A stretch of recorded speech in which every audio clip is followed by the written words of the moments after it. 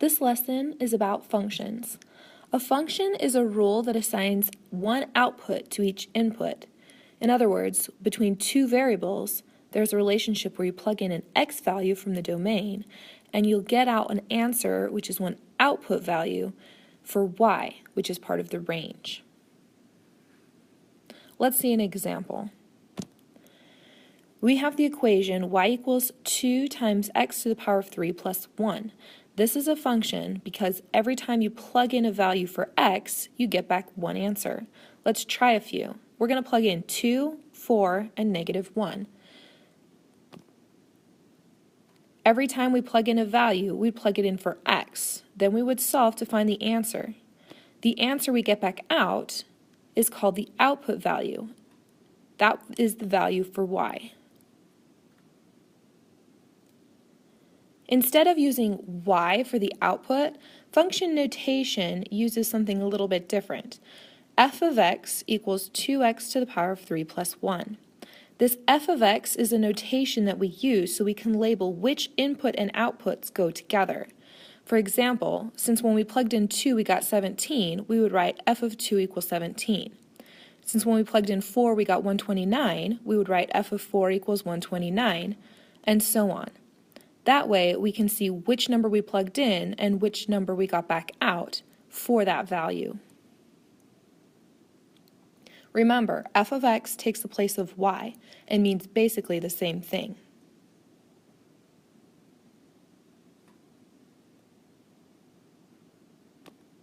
Now there are a lot of different types of functions. We're going to look specifically at 3, linear, quadratic, and exponential.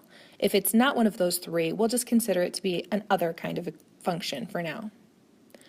Linear and exponential we've seen before. A linear function is a lot like an arithmetic sequence, where we'll have a common difference that adds or subtracts the same amount each time. Exponential is a lot like a geometric sequence, where it'll multiply or divide by the same common ratio. Quadratic is something a little different. Let's see an example. We have this table representing a function. Remember, the f of x is just taking the place of y, so you can think of this as the x values and y values. In other words, the numbers we plugged in and the answers we got back out. We're going to look for a pattern. As we look at how x and y are changing, we can notice patterns very quickly by subtracting those numbers to see whether or not there's a common difference. First, it goes down 3, then down 1, then up 1, then up 3. Since that difference is changing, there is no common difference, and this is not linear. Next, we would check to see if there's a ratio, if it's multiplying or dividing by the same number each time. First, it multiplies by 1/4, then by 0. Unfortunately, we can't multiply 0 by anything to get 1, and then 1 times 4 equals 4. Since the number we're multiplying by either changes or doesn't exist, there is no common ratio. This is not an exponential function. The next thing we can check is to see if it's quadratic. Otherwise, we'll just say it's an other kind of function.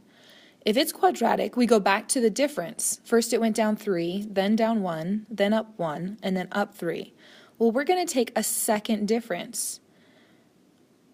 Between -3 and 1, it goes up 2.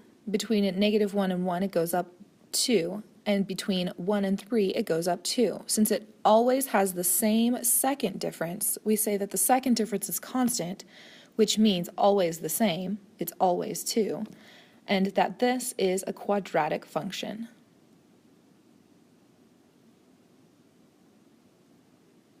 Let's see another example. Once again, we're going to check if this is linear, quadratic, exponential, or another kind of function. Remember, linear is the same as arithmetic, and exponential is the same as geometric in the sequences we've talked about.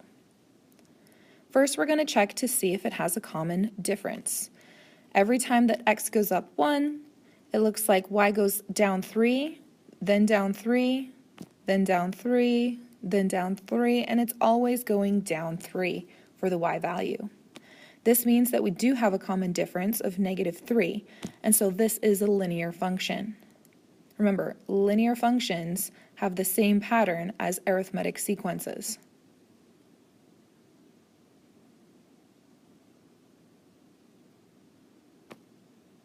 Let's do one more example where we check to see if the function is linear, quadratic, or exponential.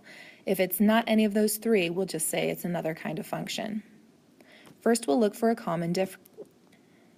Since first it goes down 12, then down 3, and down 3/4, there is no common difference since it's changing, and common means it would have to always be the same. This is not a linear function.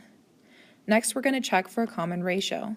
First, it multiplies by 1/4, then 1/4, then 1/4. Remember, multiplying by 1/4 is the same thing as saying it divides by 4 each time.